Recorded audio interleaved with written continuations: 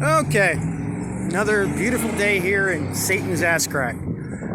Alright, so there's an old saying, there is nothing new under the sun, right? And that's because that's very accurate. And you'll find that a lot of things in this world, this reality, whatever, are just kind of, it's all cyclical. It's all cyclical. What do I mean by that? Well, I was actually having a conversation with a friend of mine, Uncle Obvious. You should check out his channel if you haven't. Good stuff on there. And we were actually talking about somehow or another. I got onto a rant about cell phones, and I've been doing a lot of just observing things, and just looking and just trying to figure things out, trying to understand things more than I already thought I did, and they're just things that pop out. And also, when you listen to your intuition, when you allow yourself to be guided by the right forces, they'll just point things at, they'll point out things and like, yeah, look at that. And you'll find like, oh man, there's a thing here, right? So I was talking about cell phones. And again, I've said this before, I don't want to be just another channel that's just talking about, the obvious, about they're following us and blah, blah, blah. Like, I want to give you some kind of information that maybe you don't have already, or maybe it just puts together some pieces that they were needed. I don't know. You can either believe what I'm saying, vibe with it, or don't. Whatever. I don't really care. I'm just putting it out there. But anyway, I was talking about cell phones, and I was saying, in these situations, you always have these assholes. They always pull out their cell phones. Always. Especially when you're being attacked. Clearly, they triangulate around you and they pull out their cell phone and they start, just doing their thing. And we always assume they're energy weapons, they're this, they're that. I actually have another theory, and I'm almost at the point where I don't believe it's a theory. I believe it's actual truth, right? They're devices that a lot of these beings, notice I'm not saying humans, a lot of these beings carry, okay? And these are super devices that basically allow them to not only manipulate you, but your emotions, your thought patterns, your heartbeat, all these things, right? They can start to mess with how you think, how you're feeling at the time, all that stuff. Hey, how you doing there, buddy? All that stuff, right? They're messing with it all the time with their phones, because these phones are actually they're extra dimensional devices. Okay, they're extra dimensional devices that allow them to even do more than that. It allows them to manipulate reality itself within the confines of this matrix. They're all the little cheat codes rolled up into one device. Okay, you saw these devices in the movie They Live. And again, so I'm sorry to give credit where credit's due. I was talking about these cell phones, and then my friend just points out, he's like, yeah, just like the Anunnaki. And I was like, holy shit, duh, yes. Because I was actually having a conversation about that a while back, where I was saying, the Anunnaki, they always have any picture or depiction of the Anunnaki that you see. They always have two things. They have a pine cone, which some people think is a depiction of the pineal gland, the ability to see beyond, whatever, blah, blah, blah, blah, blah. And they have these little bags that they carry, okay? They're like little handheld devices. Now, back to the movie They Live. In They Live, the ghouls, whatever you want to call them, the hidden ones, they would use these devices to communicate. They would use these devices to open up portals, to do all kinds of stuff. These little tiny devices. My theory is that these beings, a lot of these beings, and I think they've kind of funneled this technology to their underlings, but I think a lot, like, they're warping reality around you. They're doing more than just getting attacked in a energetic or psychic way. You're having things around you being warped.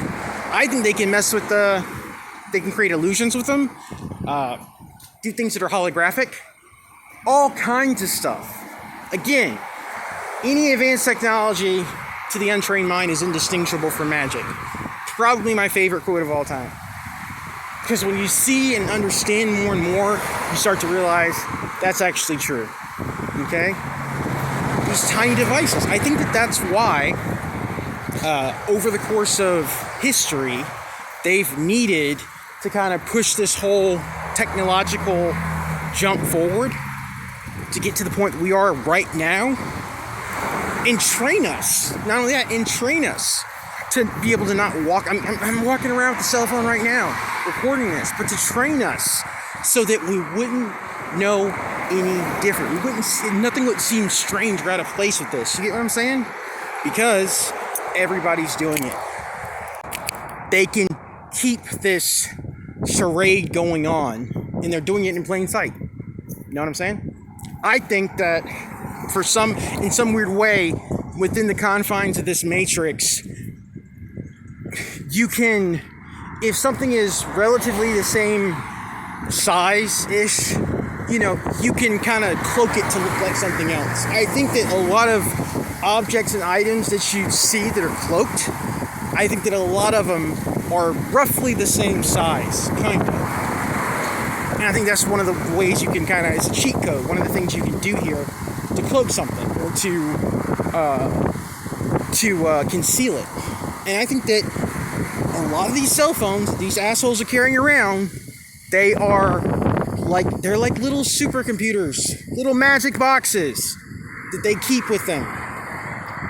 Jack Kirby. If you do not know who Jack Kirby is, you should look Jack Kirby up. Jack Kirby was a comic artist, a writer too, and he's familiar with. If you'd probably be familiar with a lot of his work. He did a lot of the Golden Age, Thor, Spider-Man. He's responsible. Like, he did a lot of work with Stan Lee, Steve Ditko. A lot of what we understand, in the comic book realm, kind of comes out of this guy's mind.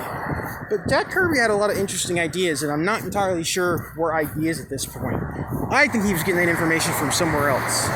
Either it came to him, or he was trying to disseminate information out there. Okay? Jack Kirby had a project that he was very passionate about, called the New Gods. Okay, it was called The Fourth World. The Fourth World was a comic book series that was done through DC Comics, and what Jack Kirby wanted to do was he wanted to create this new mythology through the lens of comic books. And what he did was he created this story that involved these two competing tribes. So you had the old gods, which were, the pantheon that we know of. I guess everything from Greek to even Judeo-Christian, right? And then you had these new gods that came after the fact, or they were calling themselves the new gods. And you had two sides. You had the quote-unquote benevolent ones that lived on a place called New Genesis, and you had the evil ones that lived on a place called Apocalypse. If you've seen, especially because it wasn't a theatrical version, if you saw the movie Justice League, the recent version that came out, they talk, the guy the guy Darkseid, he's one of these new gods, right? But what's interesting, and if you watch Justice League, any version, the main component or the MacGuffin of the movie were these devices called mother boxes, right? In the movie, the mother boxes could do all this weird stuff. It was more than just, they could open up portals, they could rewrite reality, they could physically rewrite the world as it were. Spoiler alert, they even brought Superman back to life using one of these mother boxes. Okay? In the Justice League movie, the mother boxes are really big. They're actually pretty cumbersome. Not something you'd want to like take with you or carry around. But get this, in the comic book, mother boxes were smaller. In fact, mother boxes could be really any size you wanted them to be. And a lot of times in those comic books, the mother boxes just fit in their hands. They use them to open portals. They use them to conceal themselves. They use them to rewrite reality as they saw fit. Now, imagine one of these. I'm using this hypothetically in this particular instance. Imagine one of these beings, these new gods, come here, and they want to do all kinds of stuff. It's like, what do? Well, they need their mother box to accomplish what they're accomplishing. So they just make it look like a cell phone. Back to the whole Anunnaki thing. I don't think it's any different. I really don't. Every version you see, and like, think about all this. Think about all of this. What do we know? We're dealing with beings around us, highly intelligent, technologically advanced, incredibly advanced, always hiding in plain sight. Most people will tell you that they can change their form to a myriad of different things, right? The Anunnaki. You always see them in different depictions. Sometimes they have the heads of animals. Sometimes they have the heads of humans. Sometimes they have wings. Sometimes they don't have wings. They can have whatever they want because they can change their appearance at will. They also have those little bags, which I think were just kind of like, I think that was like a stand-in. It was like a holdout for like something different. Like I really feel like a lot of the depictions of these beings that we have, they weren't allowed to draw to carve or to show things exactly as they were. But they had something that was close enough. You get what I'm saying? Little bag, little device. They always carried them with them wherever they went. My own theory, not theory, but what I personally believe, is that I believe that the Anunnaki are they're a fallen race. You could even call them the fallen ones that descended from Mount Hermon. They're a fallen race that has been here doing a lot of shit that they've had no business doing for a very long time. They utilize a lot of technology because they don't fully have access to the abilities that they once had before they fell. But they've had a lot of knowledge, and they've utilized a lot of that knowledge since then. And they've been doing a lot of stuff. Anyway, that is my rant for Sunday.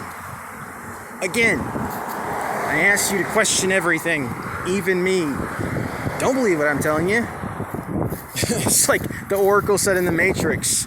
I'm expecting you to do what you always do. Make up your own damn mind. But, food for thought. Always food for thought. Take care of you guys. Enjoy the rest of your week.